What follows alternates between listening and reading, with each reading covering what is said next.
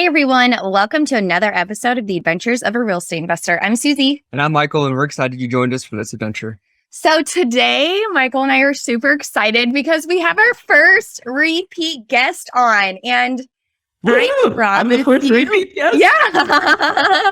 You are going to find so much value. Other listeners did in the past. If you want to check out, not going to say its name yet. It's going to be like it's going to be a cliffhanger. So you'll find Faisal Ensaun on episode 18. He talks a lot about like choosing your shovel, whether that was fear or anxiety, and how to help you like move forward with that, like anywhere in your journey of life. And so it's cool because when we talked about it a year ago, when I first met him and joined his coaching program, because that was the whole reason to have him on. Like Faisal was my high performance coach, and I was in that coaching program a lot during COVID, like in the lockdown. So I want to preface the lockdowns because over here in the UK, it was much longer than in the States. And I just learned so much about myself, so much just about who I needed to like grow and become as a person. And so it was so beneficial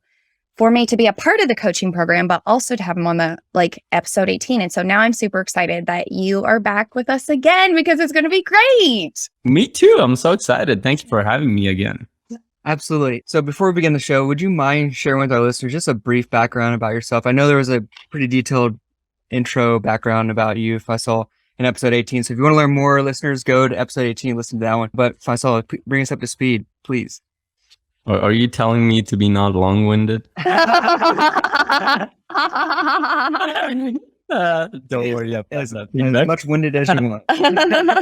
You know what's funny is that there was somebody that was actually somebody who helped me design a lot of my stuff. She's awesome. And she sent me a Loom video explaining that I was long-winded. And by the end of it, she was pretty long-winded. I'm like, well, it takes one to know one. I love that. We both laughed about it. So just brief background, I jumped into the whole coaching world. First of all, I didn't even know what coaching was to begin with. All I wanted to know was that I realized that I loved working with people. And a lot of it started with me just struggling with my own path, just trying to figure out who I was. And in the mix of, there's this quote that I always love, is that who were you before the world got its hands on? And it really had a profound effect on me. It's like, who was I? And my journey has been just a rediscovery of that self.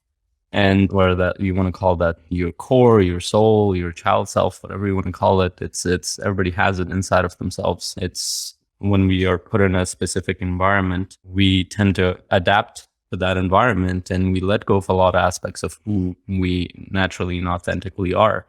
And a lot of people that I've worked with, it's that journey back to themselves. And along the way, they discover their passion, their purpose, their vision for their life, how they want to contribute. And that's been my journey. And along the way, as I've discovered, I realized I love working with people to take them on that journey and supporting them to figure out their purpose, figure out their path, their vision, their potential, and along the way, contribute greatly in the world. And I've been on this journey for 7+ years at this point. It took me from jumping out of my job, burning all the bridges, to building a couple of businesses along the way, but more importantly, learning a lot from some incredible people, from my clients to business partners to amazing people from around the world that I continue to learn from consistently. So was that short or was that too long? That's perfect. Well, since the last time you've been on in the last year, what has changed for you in your business around just coaching in general?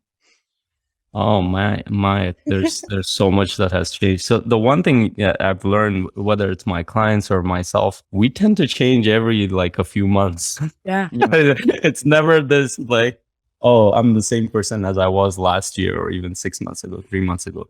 It's like this consistent evolution. And if I'm changing, my business is changing. If I'm changing, the people that I'm connected to, they're changing too. My clients are changing. My business partners are changing. So much in there. But more specifically on the pandemic, like you said, was a very interesting time because more and more people were open to, they had the time, and then they developed the necessity because they started all of a sudden, there's this big thing that hit And they're like, they start questioning a lot of things about their life, their path, their business, many in very positive ways, especially investors, multifamily investors that I've worked with primarily.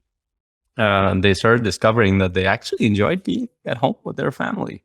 They enjoyed traveling. They enjoyed, even if that was going camping or just going on hikes and weekends away. It was very interesting for them because they never had the time to even process that. So all of a sudden now they're like, okay, what does this all mean? And they didn't have like, well, I don't know what that means. And then the coaching journey, as I've taken my clients through, it has helped them kind of rediscover, recreate themselves.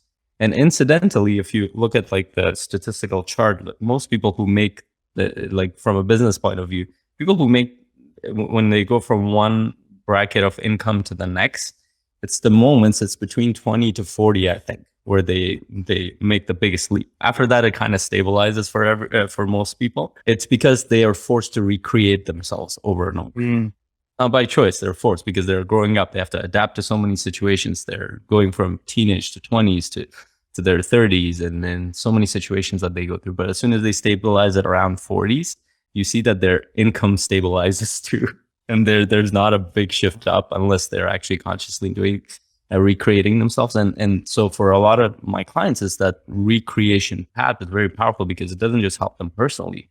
All of a sudden, it helps them create a bigger vision for their business, for their legacy, for their purpose, and how they're giving back. So for me, I get inspired. A big part of why I do what I do, and I joke around with my clients, I'm like, if you found out how much I get out of these sessions, you probably wouldn't pay me. They get a lot too. So for me, it's been an incredible journey just watching my clients, but also I have a team, business partners, and my vision has gotten bigger. My purpose has gone more specific, and I've literally doubled down in the past few months on both my businesses. I reinvested a lot of my money into so many programs because I realized, one, there's the changing times. A lot of times when the economy changes like this, when there's potential recession and market crash and all sorts of things that might be forecasted, people go into contraction. But what a lot of people don't realize that's where opportunity is too in these times, because people are so scared. And it's the few who take advantage of it. Those are the ones who are able to kind of deal with that internally. They're able to consciously look and see there are actually a lot of opportunities. And so for me, I have completely revamped a lot of the things, and I'm in the process of doing that. And part of that is, I got sick and tired of just being in front of Zoom for 2 years. No one did. As much as I love my work, I want to meet people in person. And I've already started doing that. And just that we were talking about it before, I was in Europe for a few weeks. It was challenging, but I did meet a lot of people. It's very interesting North America has a very different perspective on COVID than when you go to Europe. Totally. It is a whole different world. Yeah. Two different pandemics, it feels like. Two different pandemics. It's like, this is very odd. It's just perception. Everything is different. So when I come back and I've gone twice during pandemic to Europe. Last time I went at the height of it, I think it was end of 2020. I was in London and Sweden, and London was more locked down compared to Sweden. It's as if it didn't exist. Yeah. There, my sister lives there. We're walking around like, should we be walking around like this? We were told not to do any of this shit. Yeah, right. So it was interesting. Now, as I went back to see people, I was in Estonia, the Mind Valley Super Coach event, around 500 plus coaches and influencers, business owners, and people are very open to seeing each other. People are open to they've gone through 2 years of trying to make sense of the world, trying to make sense of their life, business, but they're ready to reconnect and create something different. Especially those who are open to growth, I think. And so for me, my path is taking me more towards that. So I'm actually doing quite a few events. Much of my efforts are going towards collaborating with other influencers and coaches. I'm actually doing a multifamily event with a few. Ian's Nelson. I think he's been on your podcast too. He's my client, but also I'm collaborating with him and his team. We're doing an event in Colorado in October, Denver. Pay it forward. Paid forward, yes. So we're collaborating on that together, and I'm doing more of the mindset stuff, and him and his team, they're doing the multifamily. we're also collaborating on the other end too. There's a lot of stuff coming up on the back end of it. So we're working through that, and I'm doing an event in Toronto for 1 day. It's a 1 day boot camp. It's with a real estate broker, and I'm doing a 7-day retreat in Thailand in February. So for me, it's just this kind of pull to go see people. And when I say people, for me, it's mostly leaders who are wanting to create some kind of change, whether it's in their family, their community, their organization. And to see, well, how do we make sense of what just all this crazy stuff that just happened, and how do we deal with the consequences of what just happened in our lives, in our communities, in the bigger world of business and everything. And a lot of it comes down to personal leadership and ownership and your vision for yourself, for your company or organization, for your family.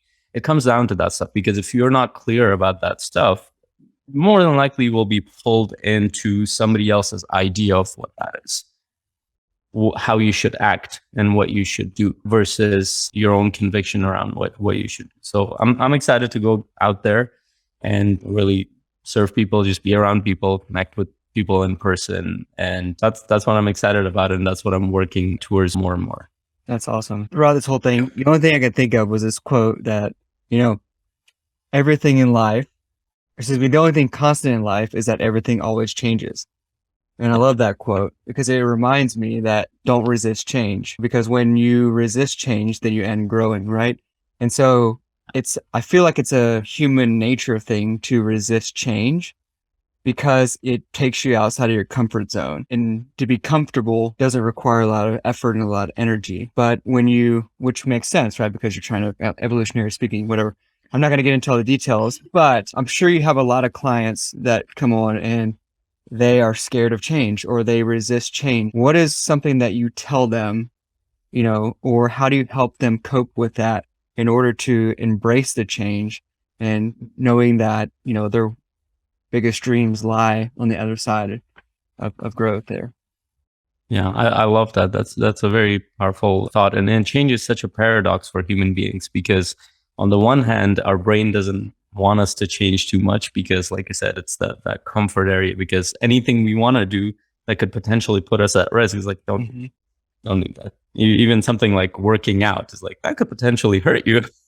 Or something like going outside of your comfort area, your hometown, or doing anything that's outside of what you know, it sends alarms in our nervous system. And so a lot of people resist that. But paradoxically, like I said, the other side of it is that we need change. And we're an aspect of nature. Nature doesn't stay. I mean, the only thing that's constant is change. And in the universe and nature, and we go through cycles, but it's consistent changes that happen.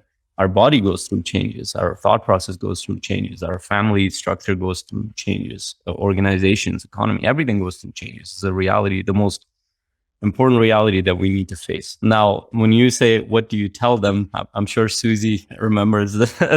I don't tell people anything, to be honest. Yeah. It's more about me helping them kind of discover, asking the questions that help them lead towards their own answers, and the answers that feels aligned with them. In fact, we actually have a multiple conversation with the one specific one. I think Susie, maybe you remember it. We went through the human drive for change. And ultimately, every human being has to decide what their level of adaptability to change is. There are people who can be high risk tolerance, people who are lower risk tolerance, and these are not like static things. You can choose and you can train yourself to adapt to different situations. But ultimately, everybody has to make the decision. Now, the problem is that we're not taught how to explore those things. And on top of that, exploring yourself leads you to a level, but at some point you will stop. You need an external source to get you to go a little bit deeper, because we all have blind spots, including me. That's why I need a coach. I need multiple coaches. In fact, I have a coach pretty much in every area right now. Literally every area of my life, from relationship, high performance, sales coach, business coach. I have them all because I know the value of that. I know that there are a lot. I know what I know. Past that, I don't know. And there are a lot of things in terms of the positive and the negative that can come. But ultimately, roundabout answer, I don't actually tell people anything around that stuff. I will share perspective. But ultimately, what I like to do is help people go deeper and understand what is important to them in terms of change. How do they adapt to change in their life? And how do they want to adapt to change? Do they want to take more risks? Do they not? And that all depends on their vision, on their purpose. So what you find is the bigger the vision, the bigger the purpose, and bigger not doesn't necessarily mean in terms of quantity for them, whatever relative to their experience. The bit higher those things get, the more the necessity goes up. And we know this through research that as necessity goes up, people are more inclined to take bigger risks, calculated, but bigger risks. And they're able to adapt to different changes, whether it's changes that come to them or changes that they actually create in their life. And that's the other side of it. One is that the change that comes, such as a pandemic, but the other side of it is that actually high performers tend to create change and challenge in their life. I'm curious to hear from Susie, what did you, from a client's perspective, what did you gain as we went through those conversations around change, challenge, and how you kind of made sense of it yourself? So the biggest thing for me was like when it came to change, right? Because like change over here for me was, okay, I am now in a pandemic where we're in lockdown, so I'm not around people anymore. Like, how do I adapt to that? And going through the motions, and I remember one question specifically that really like changed it all. I was like, you know what? This would have been worth $1 million if that's how much this. Damn it, I should have charged you $1 million. Yeah. This coaching would have been that price. Because for me, I felt like lonely, and it was like, okay, well, that's really hard. That can be a change for somebody. And I was like, I'm not getting the support I need. And all you really asked was, are you looking for support in the right places? And I was like, I'm done. You know, like I was like, done. Yeah, I don't know why she kept showing up after that. No, because I wasn't. And like, that was one big thing. And I bring this up in the change sense because it gave me an entire mindset shift to look for whether that is support, whether that is like another coach, whether that is a business venture in different places, right? Like whether that was, you know, like, what is my love language? Has that changed? Like it made me think so much differently about like, all I need to do, as you're mentioning earlier, is like open up some of those blind spots to be open to looking for the answer in places that I least expected in, which is really difficult to do. But with that, even just to like bring this in with coaching, what it also made me realize was that so many people like don't want to put up the money for coaching. But like I said earlier, like that one question and answer that came upon myself, because you had mentioned that too. It's just like the rhetorical questions that you ask back that make us think like, wow, it was in there the whole time. I just never thought about it. But that made me realize that like in-person events, like because I didn't get them over here, were huge for me and worth the cost really no matter what they were, because that's how I filled my cup. So like from that standpoint, I think we need to think about like who we are as people.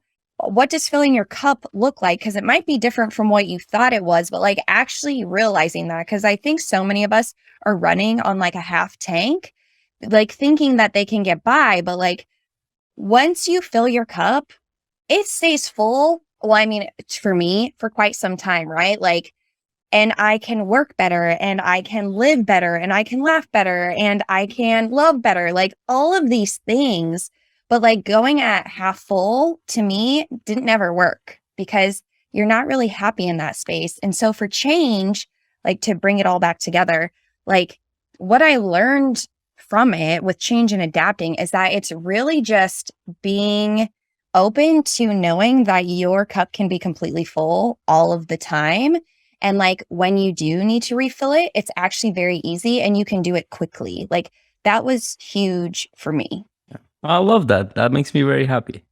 Thank you for sharing that, Susie. And that's, and it's the idea of, and this is the two sides of it. On the one side, we have like I kind of categorize our emotions in two sides. We have survival emotions, we have growth emotions. So and they're not negative and positive. We were taught to think of emotions as negative and positive. They do specific things. Survival emotions are fear, anger, anxiousness, anxiety, all sorts of emotions like that. Growth emotions are more joy, peace, happiness, and connection, these kind of emotions. So they both have functions in our system. They're not negative or positive. You need fear. If you didn't have fear walking through the woods and you didn't understand that didn't pay attention to a bear coming from the other side, you're screwed. So that fear is a good thing to have. If you're walking around with somebody and there's a bus coming towards you or something, the fear keeps you intact. It has a function. It's not even fear. Eckhart Tolle calls that more of an awareness, but it connects to those emotions. And then the other side of it, the emotions that we need to grow, that's why I call them growth emotions. So a lot of people think that I need to think logically. No, humans are emotional beings. We use logic, but our decisions are all emotional in nature. Whether you either are at a state of calm, peace, excitement, joy, or fear, anger, frustration, all that stuff. So when you make a decision, especially related to business, especially related to like creating something, to your personal life, how you connect with people, if you're using survival emotions to make those decisions, more than likely it's going the wrong direction. Because in survival emotions, you're engaging the different part of your brain, limbic system. It's a closed off system. You can only see a few things. With growth emotions, when your cup is full, as Susie says, you tend to be much more open. You tend to be much more curious. Yeah. You tend to want to spend time with people. You tend to want to connect. It naturally generates ideas. It naturally gets you to move. It naturally gets you to explore. And for people who are able to do this, who are able to put a pause or process their survival emotions and move towards more of the growth emotions, not suppress them, but process them and understand that, hey, my growth is on this side, then they tend to have a better ability to navigate changes. So they will still feel fear, they will still feel anger, they will still feel frustration, but they will process it. And then they will ask themselves. Susie had a really good thing. She kept saying that over and over every time she would come on the call. Does this serve me? Mm-hmm. And just that one question can switch them towards the growth side of things. And it can be very powerful. It can be the difference between suffering and happiness, adventure and being in a fetal position. Yeah, totally. So I want to share a quick story. So just in relation to change, because for me, I had a huge change, and it's very interesting for me. And both my wife and I, so I was telling the story, we went to Europe a few weeks back, and we were there for about 3 weeks. So it was supposed to be a 1.5-month trip, but we cut it short. Lots of challenges. We all need to learn to travel after 2 years. So not blaming anybody, but the airlines, including us, it was a mess. But on top of that, lots of things happened. Our kids got sick. So we dealt with lots of challenges during the travels. There were lots of good experiences too. By good, I mean positive experiences in the sense that we were happy, we were connected, we were joyful, even within the challenges of all our times. We came back. We took a deep breath. We're like, I'm glad I'm back. But as we look back, it was very interesting in retrospect. As we look back, something changed within us. And especially like it literally happened like this past week. We were doing our planning for the next. We have a big calendar in our kitchen. My wife and I, we were putting down. She's going into an event. I'm doing a few events. I'm going to a few events. So pretty much out of the next 6 months, we were traveling at 2.5 months, and we're looking at each other. This traveling, as challenging as it was, it did bring us closer as a family. We did learn a lot of things, and we learned a lot of things to do and a lot not to do. And our kids were pretty happy. So why are we staying in one place? Yeah. And so we kind of made a decision. We're actually letting go of our home, and we're putting all our stuff in my mother-in-law's place. Most people don't know this, so I'm announcing this the first time here. Yeah. My family members don't even know this.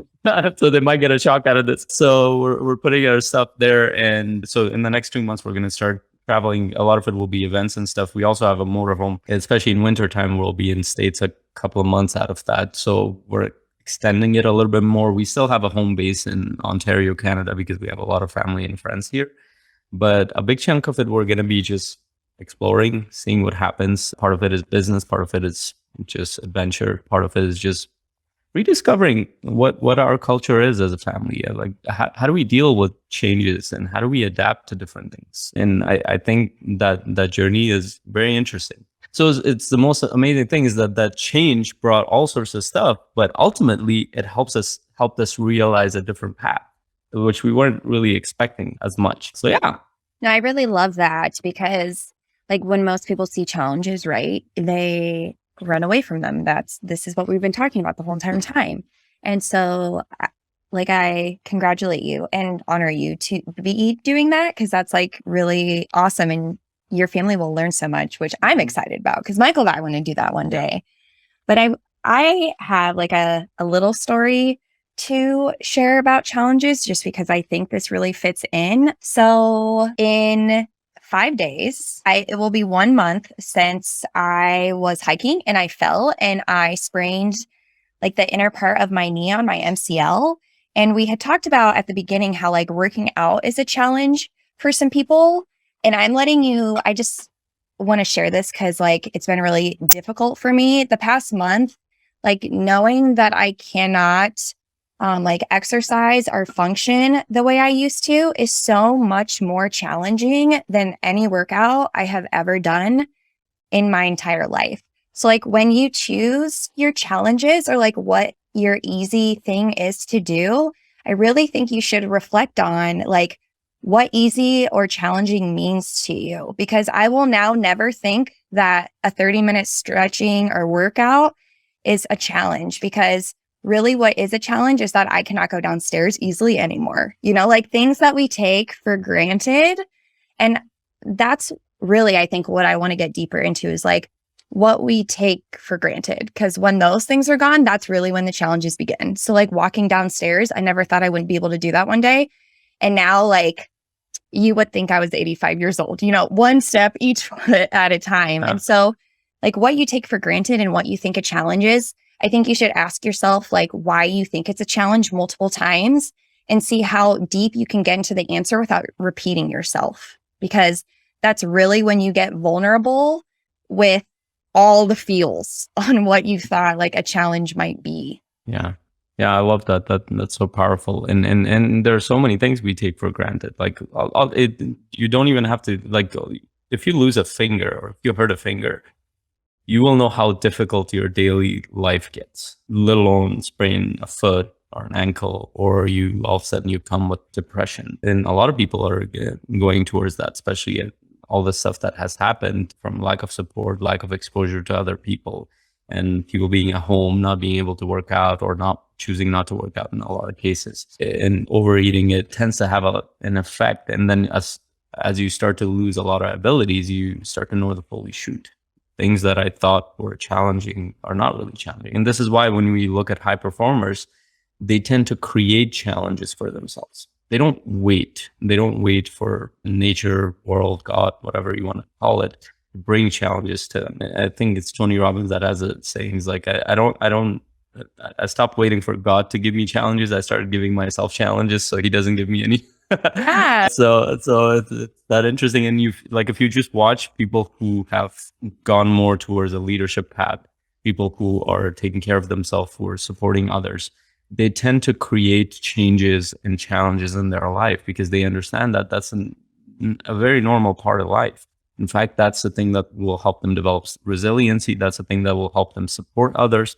That's the thing that will help them stay alive, but not just stay alive, but create a living and be alive consistent. And it's a very interesting way of looking at things. And most people, unfortunately, don't think like that.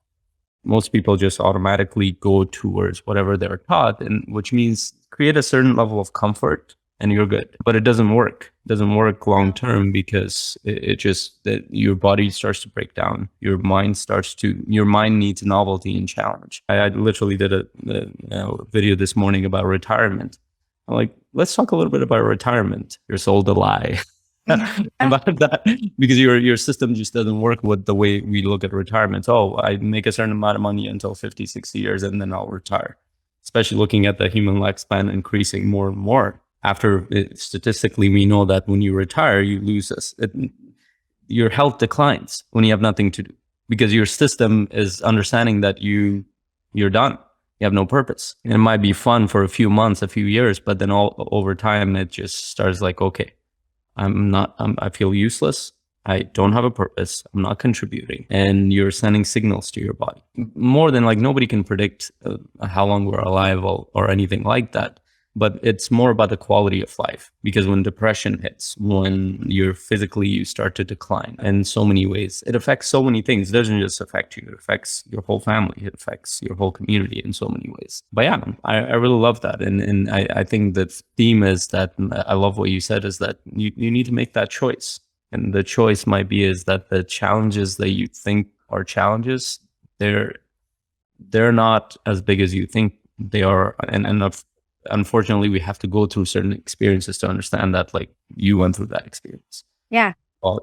Yeah, totally. Because I was talking to Michael about it. I was like, I don't know if I will ever like skip a workout again, because the strength or the flexibility that I lost in my knee was due to me not stretching as often as I used to, which then brought on the sprain. And I'm like, never again. Stretching is so easy. Going down the stairs, like hopping actually is a better word of what I've been doing, is way more challenging than the 30-minute stretches that I stopped doing. So it's just crazy, like how we choose what we choose. I don't know how it works. It's how we brought it up. It's how every day brings a new decision for us. And it all just blows my mind. Yeah, absolutely. Well, it's been a pleasure. This has been a really cool podcast. Take us to the adventurous four. These are 4 exploratory questions with all of our guests. You have answered these questions before, but it's been a year, and I'm assuming some of the answers might have changed. But let's see. Maybe, yeah. Yeah. So if there's so much growth occurring, right? I'm sure there's changes to the answers, right? So anyways, the first question we have for you, Faisal, is where is one place you wish to travel to? And actually, Thailand, I'm really looking forward to it. I haven't gone there, and I'm really looking forward to Bali and Thailand. Those 2 places out, and they're closer together too. So when I go there, I'm planning to go on both sides. Just that side of the world I come from Asia, so I mean, Turkey was partially in Asia, partially in Europe. Yeah. So I'm just getting our kids exposed, because they were born in Canada, and they, other than our family members and everything, they don't know about other cultures. I mean, Toronto is pretty multicultural, but still, it's different when you go to a place. Right. So really looking forward to the culture there, and just exploring and seeing, and just being in an amazing environment with incredible people who are actually on that path of growth. I like it. So I'm going to switch up the second question a little bit, but it is, what is one thing on your bucket list, and how are you leveraging coaching to achieve it? That was the investing question, wasn't it? Well, I also look at coaching, and all these are investments in yourself, Really? and in so many ways. But for me, I think how I'm leveraging it, I'm actually in the process of growing and scaling my business, which means that I'm doing much more group stuff, whether it's events or it's online group coaching. I'm scaling at that level, and I'm collaborating with other coaches, which is very important for one thing I've learned with multifamily investors. If you don't have the right team, you're going to struggle. And it's the same in pretty much every business, but especially coaching, influencer path, and multifamily investors, it is essential. And so for me, it's as you scale, you work less on the everyday stuff, operation stuff. You work more on the bigger stuff. And I'm excited at this point. I'm excited to be in person with people, be at events, and support people in person. So I'll still be doing one-on-one coaching because I love it to some degree, but a huge part of it is just scaling it. And which means that I have many more people that are potentially coming into my community and going into bigger events. And so that is an exciting new journey for me. So we'll see what comes about. No, it's awesome. So I'm going to take the third question. I'm going to change it. Okay, never mind now. Oh, we both changed it. We might do 2 of like 3A and 3B. Third question I have for you, Faisal, and we're changing this up again. What is one piece of advice you have for someone who wants to start looking at coaching or to get involved in coaching? But I want to add to that. Can I add to it? Because I was going to do the same thing. Okay. So I want to, like, society has created, like an introvert and an extrovert. So although I don't like those words, what is one piece of advice you have for somebody who is like, oh my gosh, I don't know if I'm ready for a community? Whereas there's the other side where somebody's like, I have a community, although they might not serve that individual's needs. Why would I need a coaching one? Does that make sense? Yeah, it does. Okay, cool. Thank you. I love these questions. So I think a lot of coaches will either do a free strategy session or they will charge very small just for somebody to see what coaching is, because most people don't understand what coaching is. And it's usually they think that I'm sitting there giving people advice. That's not what actually happens. It's a more of an exploratory journey, and you have to go through the experience to find out. So I really encourage somebody, if they're interested in it, one session could completely transform your way of thinking and how you approach your life, let alone if you're part of a community or thing. But try it out. Forget about what everybody else has said. Just find out who you feel aligned with. Reach out to me if you want. That I have a community of coaches as well. Whether it's me or somebody else, I'll get you connected with the right coaches. Just try it out, whether it's in a group format or one-on-one. And that's how Susie got involved. Like Susie showed up to a live coaching session that I did, and I still remember her chopping. I still remember that they were chopping at something. I was making dinner. You were asking a lot of questions. Yeah. I was like, oh, I want Susie to be part of this community. And so that introvert extrovert thing. So people, there's this idea of, I think Dr. Jordan Peterson talks about this, is like there's low resolution thinking and there's high resolution thinking. So low resolution, if you don't know much about a subject, you will just assume a bunch of stuff around. Correct. Yes. So the introvert, extrovert, it's a spectrum. In fact, there's omnivert and all sorts of other things in there. So very few people are at the extreme end, but because they're for example, I'm 60% introverted, as much as I might not seem that, but I am. But it doesn't mean that I can't be a certain way. It doesn't stop you from being around people. I think it comes down to, are you in the right community that feels aligned with you? Because if people accept you for who you are and they support your growth at that level, I guarantee you will go in there and you will be excited. You will gain energy out of it. You will still need your alone time if you're an introvert, but you will still be excited to be around them. But if you're around the wrong community, which a lot of people might be, you will feel disconnected. You will tell yourself, oh, I'm an introvert. I can't be around people. I don't want to be around people, because you don't feel understood. You don't feel accepted. You don't feel supported. It's a thing, but it's not a thing that boxes you in. You can move through that spectrum. You can grow. You can do a lot of things within that. So a lot of people use it as a way to kind of limit themselves. It's similar to almost every client I talk to, like I feel like I have ADHD. ADD. I'm like, have you been diagnosed? I'm like, no, I self-diagnosed. Everybody self-diagnoses these days.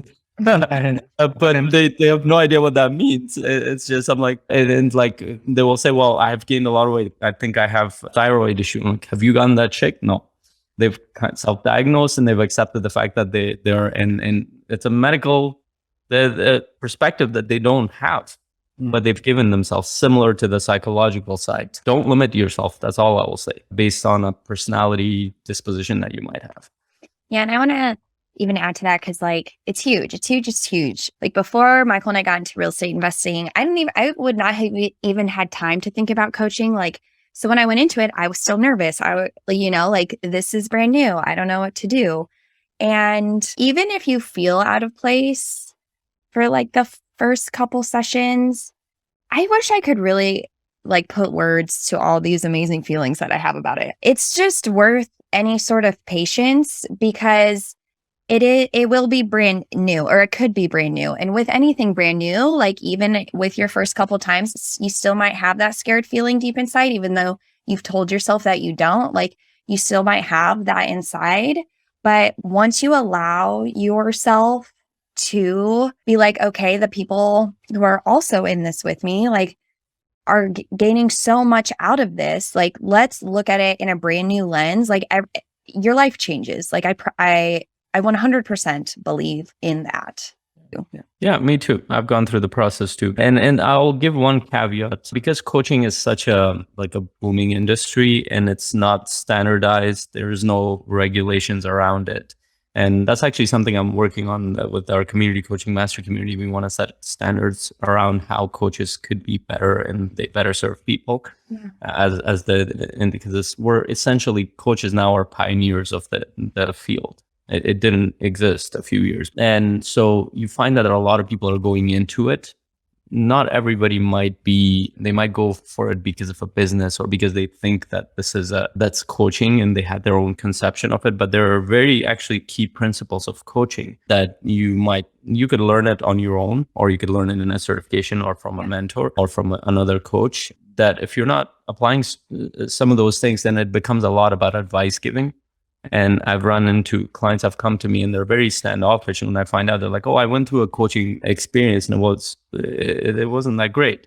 And then I asked them what that was like. And I'm like, oh, that's not coaching. That was just mentorship and that was just advice. So then I have to take them through an experience for them to see what it actually is. And then when they see it, they're like, oh, this is so different. Yeah. Which I love. So that would be a caveat. How you find out about that? Connect with coaches who actually have been doing this and who are connected to the coaching community, just like investors. Like you wouldn't want to talk to an investor that nobody knows about. They're connected to the rest of the investors. They are part of stuff.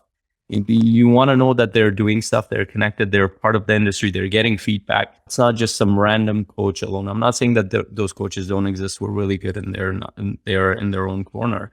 But I'm saying it's much more likely that a coach that will be able to support you is a coach that's more connected to the coaching community and world. Yeah, totally. And if you are interested in connecting with Faisal, you have to wait until the end of the episode to find out where to get a hold of him, because we still have one more question left, which is, Yay! yeah, right. If you had unlimited resources available to you, how would you leave an impact? Limited resources. Oh, unlimited. Sorry. I thought you said. No, I messed up.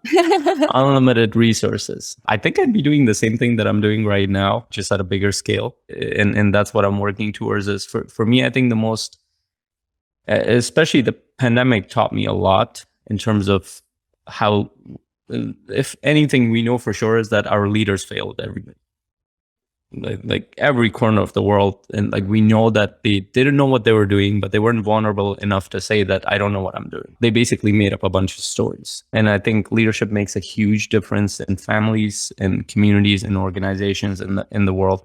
So my goal, it doesn't matter what organization, what family, what community is, whether I'm working with parents, whether I'm working with CEOs, whether I'm working with an athlete, whatever it might be, or multifamily real estate investors. My goal is to help them understand that the sense of ownership and responsibility that comes with being at a level of awareness.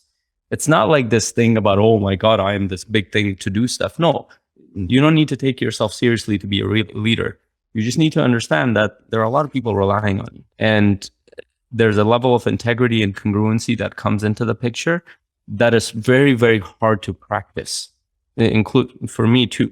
And that requires consistent work. That requires consistent looking at your own shit, looking at what your biases are, and not dumping it all over your family, your community, the world, and making it seem like it's objective truth or anything like that.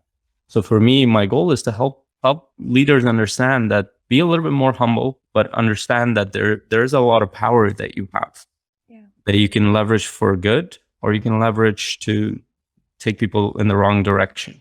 And that influence can be very powerful. And unfortunately, a lot of people develop influence because of the context, circumstances. As Elon Musk pointed out, he's like, he was talking about possible recession. He's like, there are a lot of, what did he say? There's money that has been raining on a lot of fools. It's like, maybe this recession is needed. So a lot of people have power and influence, but they're not using it the right way in every part of the world. So my goal is to, one, support those leaders, to actually build communities that hold these leaders accountable, but everybody is being empowered to be leaders in their own right, to support each other, collaborate, and move forward, create something, not because somebody told you so, but because we've all come to a decision that makes sense for the community, for the organization, and all sorts of things. So I'd be doing the same exact thing, just at probably a bigger scale. No, and I like that, and especially like how you talked about leaders being vulnerable, because that's hard for anyone. But to become like a great leader, you need to be vulnerable. So thank you. That was like, I was like, oh, that was a great reminder, even just as a normal human. We're all normal. Like at some point it gets in our head that we're leaders and we should be different. No, we need to show the human side. And people know this. Like the people have a very good bullshit radar. They just don't acknowledge it. Yeah. It's like they will go and listen to somebody. Like think about sitting in a sales conversation with somebody who's like a sleazy person or a leader, a politician talking who you know is not practicing what he's saying. You know that it's bullshit, but you still buy it because you hear it over and over and over and over. And news agencies, marketing agencies, they all know that. All they have to do is put it in front of you a few times, scare you a few times, and then you'll believe it. Mhm. Which is a bummer. Unfortunately. So thank you so much, Faisal. Before we end the show, would you mind sharing with the listeners how they can best get a hold of you?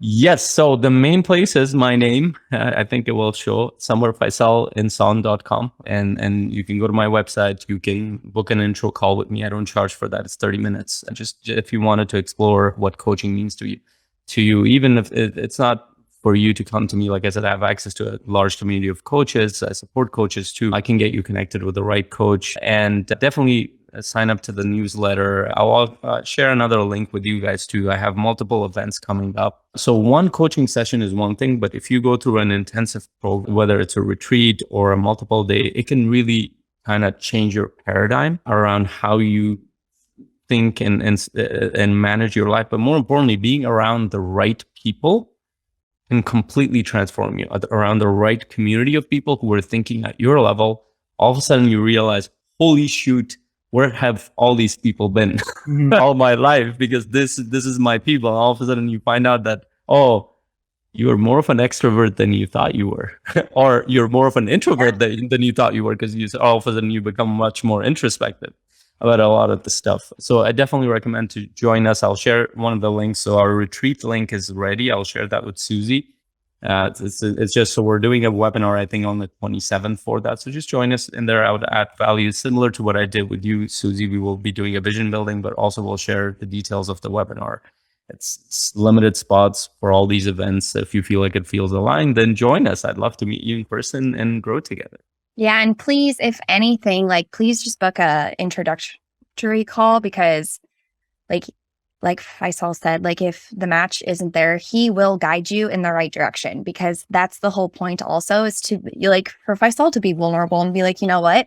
I don't know for a good match, but I think you'd be a great match with this coach over here. And that's huge, right? Most people want to just gobble it up and be like, no, I think you're a good fit because I'll get paid. No. Faisal will never do that to you, never in a million years. So please, if anything, please book that call and definitely look into his events, because I was not fortunate enough to be able to attend any yet, but one day. You will be. Yeah, no, I will be. And so thank you again for joining us. It's truly been a pleasure today. Yeah, it's been an honor. Thank you both for such an amazing conversation, fun conversation. Absolutely. So until next time, explore more, adventure awaits.